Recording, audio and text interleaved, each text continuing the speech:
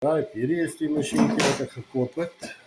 Die regop draai om te wys of die glooi gaan werk. So gaan ons gaan oopmaak, dan gaan ons kyk.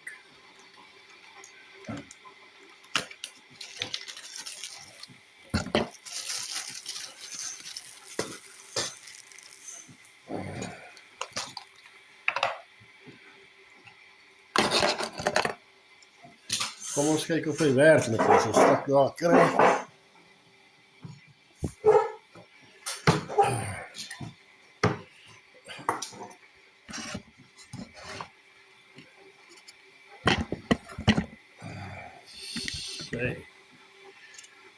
Nou, hulle sê alhoewel die werk is so.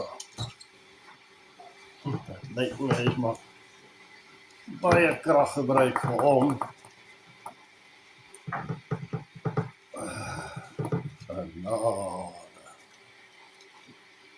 Lyk my, hy gaan dit nou nie werk soos ek gedink het nie.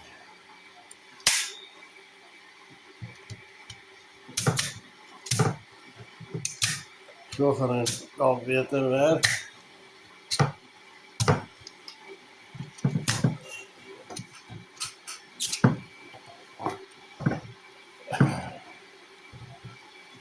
Soos julle kan sien, is taamlik harde werk om hom gepik te kry.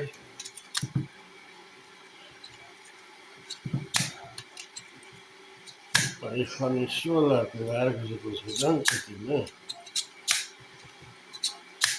Sagter, vleis, beter.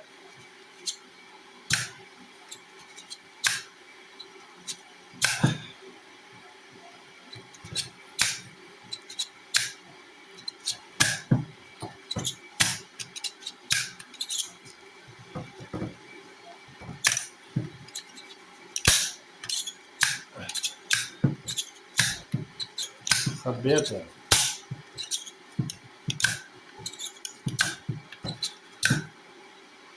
Aan de kant.